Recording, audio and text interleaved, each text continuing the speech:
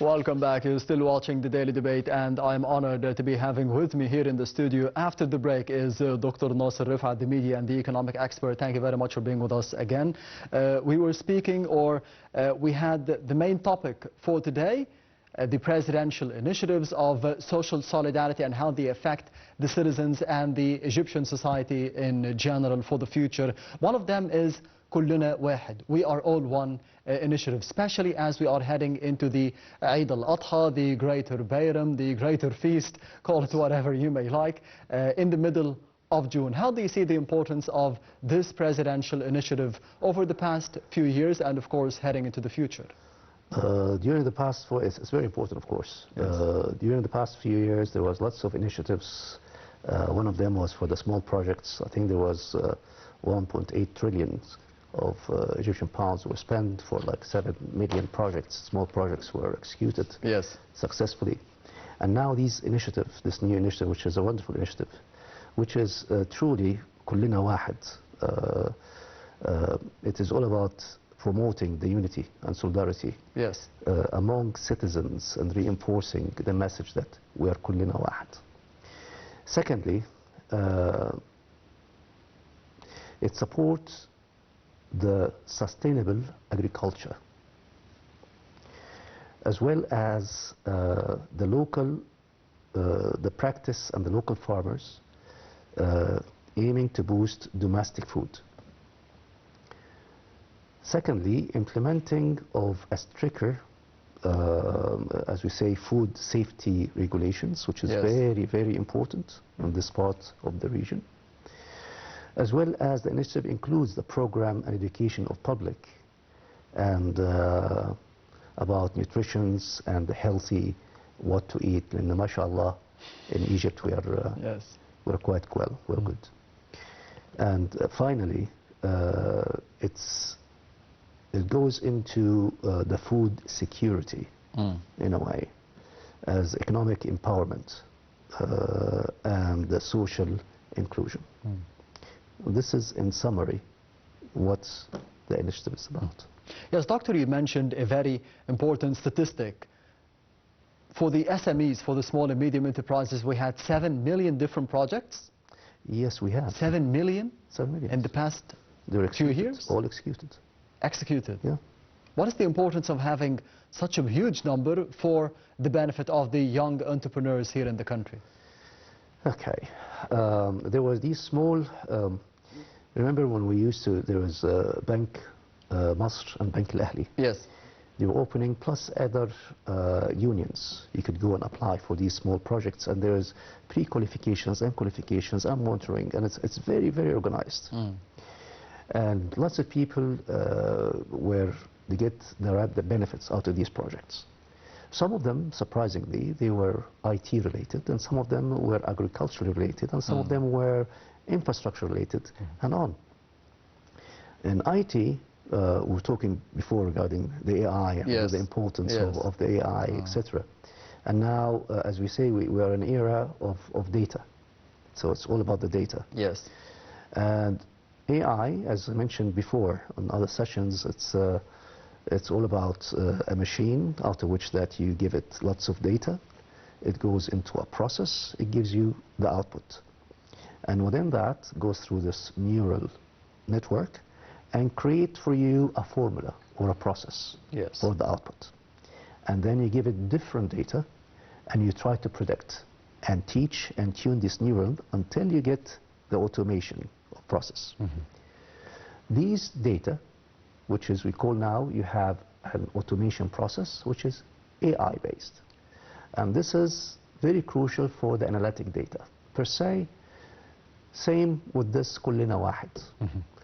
Who should we address? Because of the collective data we have, we can target, we can plan, and we can report properly. So it's all interconnected. Target. That's a very important topic, to be targeting the people who we need to be giving them the needed subsidies for the future, because in the past decades and maybe in the past regimes as well, that was a main point of discussion, who to be giving these subsidies and who not to be giving. Do you think that this has changed with the era of AI and data, as you mentioned, Doctor? Yes, there are shared responsibilities, and there are collective efforts, and there are focus of key areas. Now, if we apply, Egypt has stepped into the EI era already.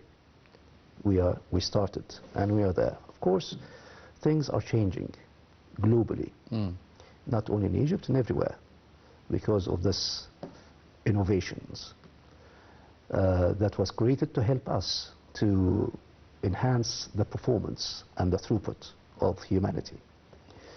Of course, it is regulated, and we have like 3 parties currently in the world. We have the US, which has the highest budget of AI. However, most of the budget going into the military AI. And we've got China, who has the 2nd largest budget, but all their AI is going into civil AI. And then we have European, focusing into the regulatory body, how to regulate the AI. These 3 are the 3 competitors available. And there is us, the Middle East, which we're trying. There's big initiatives in Egypt, there's big initiatives in the Emirates, in Saudi, and everywhere on the MENA region. And we're very optimistic this would help us to lead tomorrow and ensure better futures for our children. Now, we go back to this initiative. Yes. Yeah. Now, the focus key areas concerning sustainability of agriculture for food safety, nutrition education, innovation, economic empowerment, and local inclusions, initiative aims, as well as it is designed to generate opportunity for all individuals. As prosper as well, they are addressing economic growth. And this move is very well studied, and it came on the right time, especially as you mentioned before Eid al-Adha. Yes.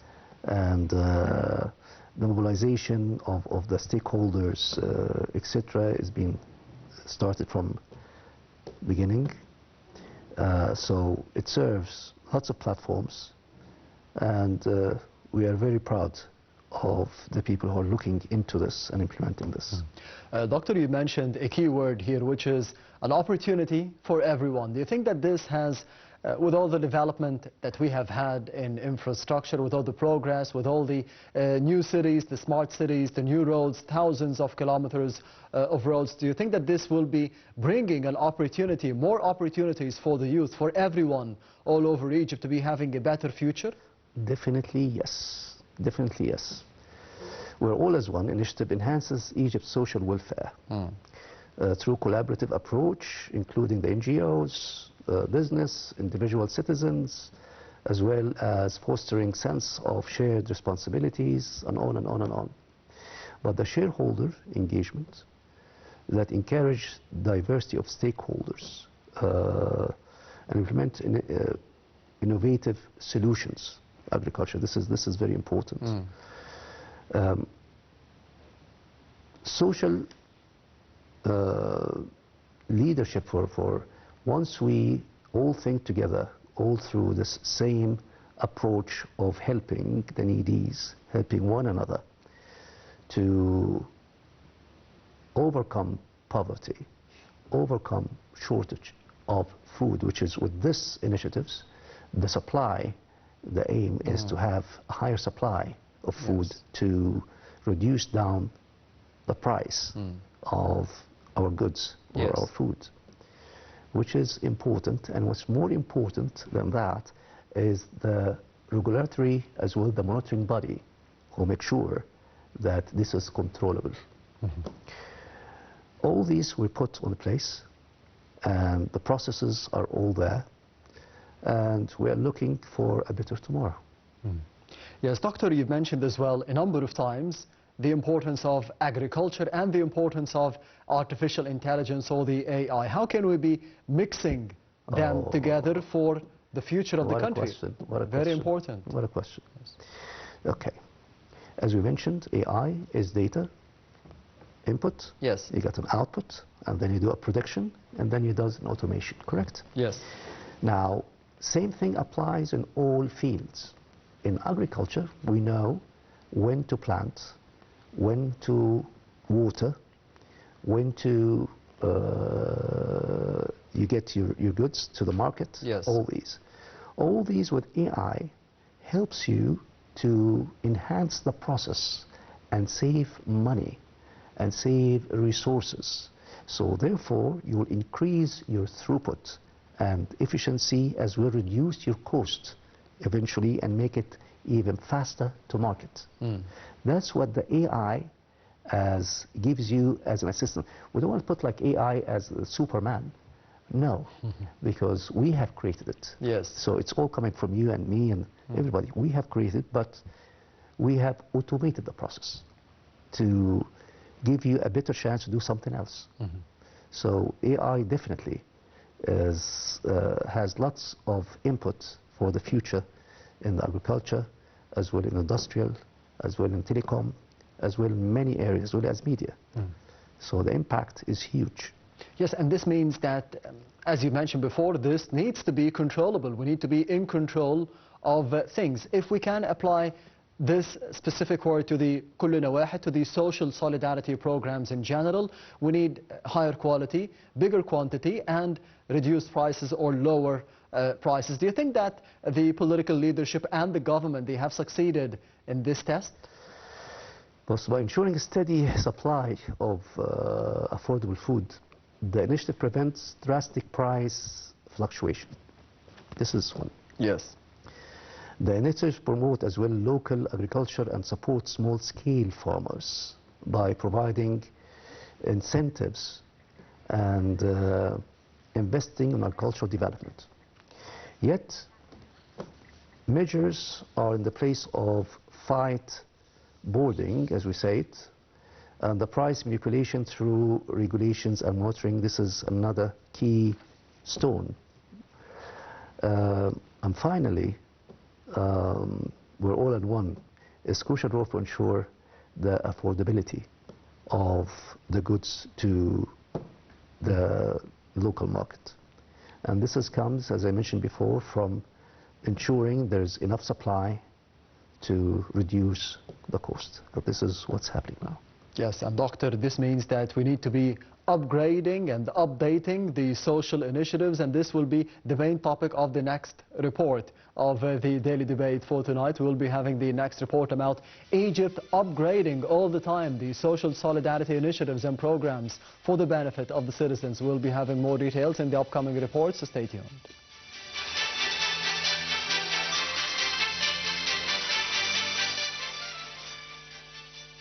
President Refat al-Sisi attaches special importance to preserving Egyptian families and improving citizens' quality of life across various spheres. In this regard, the government pays great attention to social protection programs aiming at ensuring better living conditions, upgrading infrastructure, and improving public services.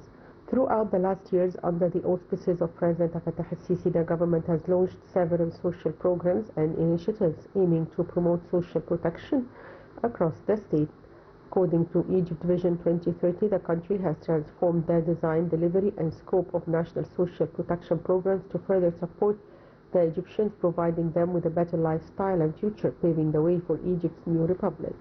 The Egyptian government applied several social protection programs in light of the economic global crises that include increasing the minimum wage rate for the government, the private sector, and pensions, as well as increasing the social protection bundles. Egypt has launched the presidential initiative Decent Life, the largest national development project of its kind, as it aims to bring about sustainable and positive change in the lives of millions of Egyptians through the comprehensive development of more than 4,500 villages. The Careful and Karama program, or Solidarity and Dignity, is also one of the national targeted social safety network programs aiming at protecting the poor through income support. To keep accelerating the achievement of Egypt Vision 2030 further and to reinforce the concept of leaving no one behind, Egypt has been successful in implementing several social protection programs under the umbrella of several great presidential initiatives.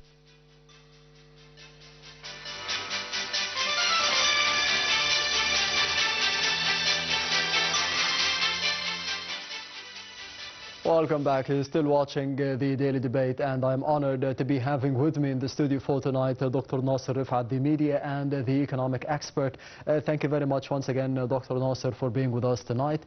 As we did see in the report, and we did hear about the main purposes and the main goals of the social solidarity programs is to be giving the most of benefits to the citizens, and we need to be updating and upgrading them all the time. And this, of course, will be happening through the assistance of the artificial intelligence. As you mentioned before, that we need to be targeting the people who need those assistance. How do you think this will be changing over the years in terms of digital transformation for the future? Very good question. Anytime. Now, as long as we have the data of the citizens, and we keep updating this data, we'll be able to have a better targeting, better planning for them, as well for the government spending, as well for streamlining our expenses. If we don't have data, we can do nothing. Now, AI is about enhancing these, developing this to a better understanding to our spender, how much we spend and when we can release, and who we can target accordingly. Yes. Now, we do have, mashallah, in the new capital, we have a huge center which has unify all the information of all the citizens in Egypt. And with there's a huge data which will help us to do that. There's a big team working on that, and everything is planned and measured, and there are continuous reporting that goes to the senior management, out of which that they are decision makers who help us for a better tomorrow. Yes, Doctor, do you think that those solidarity programs and social solidarity initiatives, do you think this could be having a hand, helping in stabilizing the prices in general? Of course. Now, once we have, as you mentioned, proper monitoring, which we already have, plus enough supply of the food chain, this will reduce and stabilize the price for the food. Yes. And maintain it and prevent any, let's say, an unintentional or a misleading price proposition on this market. So that's why we're all are one. We all have to work together. It is not only one sector. You and me and everybody, we are part of this monitoring process. We are part of the helping process. So it is not, as we say, one entity that overlooks this initiative. It is the whole Egypt is looking after this initiative, and it will work. Yes, and of course, in order to be working, we need to be having better education, better services, social justice, a better economy, and all those are the pillars and the main targets and the main goals of the strategy and the vision of the political leadership for the past few years and for the future as well. How do you think this could be transforming the Egyptian economy for the future, to be focusing on all those three pillars? You have mentioned the most important pillars. Yes. Now, education, we do have issues in the rural areas, and within that, the telecommunication side start helping out by spreading all these fiber optics and connecting east to west, and all these huge projects that already was overtaken from 2019 onwards. Now we do have in Egypt, mashallah, Mispiro, we have educational channels. Yes. However, in each of the ministries, they have as well educational bureau that looks into marketing, educating other citizens how to address their needs and how to obtain it. We came a long way on the education. We still have a challenge toward us. So education is number one. The social justice is another. Social justice comes from education. You have to know what is your rights and your duties. so you can stand up for yourself and you can know whether somebody is doing something wrong to educate him to do the right thing. And this comes from schooling all the way to the university side. So from schooling, it is very important that we look into this area as well. Now, when we go into the area of the social corporate responsibility, if we put it this way, Yes. now each one of us is responsible. You have, mashallah, 24 hours a day. You sleep 8, you have 16 hours, you work 8 hours, you have another 8 hours. Within these 8 hours, if all our citizens just dedicate 1 hour or 2 hours or even half an hour, even per week, to do a social responsibility activities, whether to Dar Muslimin or whether to etc. Yes. This is harmonize the responsibility and the community further. And there is no harm as well for as a social corporate responsibility that we go into the rural, underprivileged areas and we help out, whether with medication or with food or even assistance or even make for them small projects that assist them. Your time is your valuable thing which you have. And all of us, we can donate an hour or 2 or 3 or 5 per week. If we all do this with together a one, I'm sure we'll make it big time. And the other initiatives, another presidential initiative for the healthcare, for example, over the past decade, how do you see the importance of targeting healthcare for the Egyptians and for the neighboring countries as well? It's good. Egypt is the leaders for the African nations, as you know. We are the gateway. And we are looking into helping all the African nations, and we have mega projects with them in the medical area, whether from equipment, from supply medications, or even from resources that we provide. Yes. Now, medical sector has come into a differentiator area. Again, we go back to the AI side, out of which that it enhances as well the medical element. Now in Egypt, mashallah, we are a lot. And we have a lot of hospitals, but again,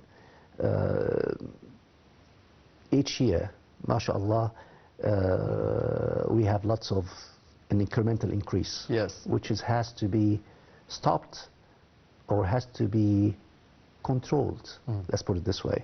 And there was lots of initiatives in terms of controlling that process. AI, which is coming to now, it will help the doctors, it will help the hospitals in terms of providing a better accurate medication. It will forecast the medications required on this market.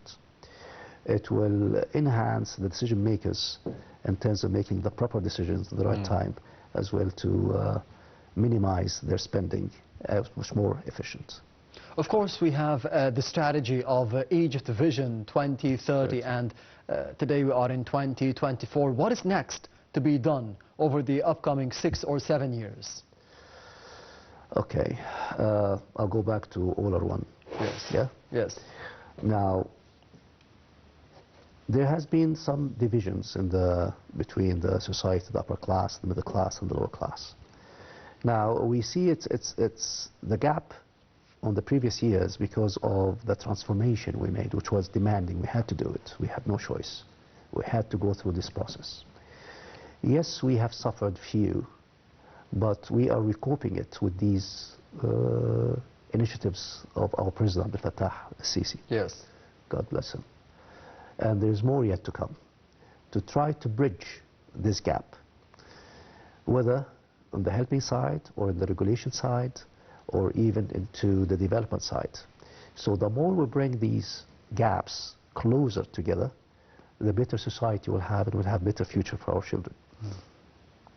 There's so many good things happening and good intentions within the whole government sector. Yes. Yes, we could be doing quite well in some areas. Some areas need to be a bit tweaked, let's put it this way. Yes. But because we have these good intentions, And it goes back to all are one as well. Yes. It will empower us, even as governments or citizens, that we talk to each other, that we help one another transparently. Yes, this discussion between the government or the political leadership and the citizen, do you think that there is a place for the non-governmental organizations, for the societal organizations to be having a role and a place in this discussion? Yes, very good point. Yes, of course. Of course. Now, there are the NGOs and there are many others, as well as we have lots of communities and we have lots of unions in Egypt. Which is, they have part, we go back to the social corporate responsibilities of each one of these. Yes. And how they can collaborate in helping the governments, helping the citizens, all. But the most important thing is transparency. Transparency to regulate the process, to prevent any corruption. And this is what's happening. So things are being more regulated. Same as we talk about the AI, is the mushkila of regulations. Same thing is happening, and it's continuously enhanced, And mashallah, we have the parliament, which is working quite hard on the regulation side. And we have, in general, what I want to say, there's lots of efforts and lots of hard works happening in Egypt now in bringing Egypt for tomorrow and closing the gaps. Yes, from one initiative to the other, from كلنا واحد or we are all one initiative to a decent life or حياة كريمة, because a decent life is not just about the rural areas in terms of giving them commodities or prices, lower prices with the higher quantities or bigger quantities or higher quality, but they give them technology, they give them infrastructure, they give them education. The citizens in the villages, thousands of villages all over the country, serving millions of people, about 50 million citizens in the rural areas. How do you see the importance of the Decent Life initiative? It is important, of course, and the key element, as we mentioned before, our question, which is the educational side, the enlightenment side, and how we can bring the gaps together. Now, in the education side, I've noticed that in the rural areas there has been started huge technological empowerment and educational to these sectors. Now, Egypt started now, it's not actually, it was a while back, to export technology, to export resources from Egypt to Australia, to Holland, to US, in terms of coding, in terms of even hardware development and designs. And Egypt is considered like the kitchen, more or less, for the MENA region when it comes to shop drawings, even engineering-wise, from labor export and technology export. In the rural areas, now, as you mentioned, there is work happening in upscaling the education and knowledge base to make it a bit autonomous and to make it a bit more automated process. Now, schools, we used to go to schools. Now, schools are changing now. Yes. There's the online side. If you want to learn anything, it's available online. So the physical locations are important, but to enhance the educational processes for the receiver is much more important for us now. Yes, Dr. Nasser Refat, the media and the economic expert, thank you very much for being with us tonight on the Daily Debate. It's my pleasure, anytime. Anytime, Thank the you pleasure so much. is all mine. Thank you. And this brings us to the end of the Daily Debate for tonight. Thank you for watching and goodbye.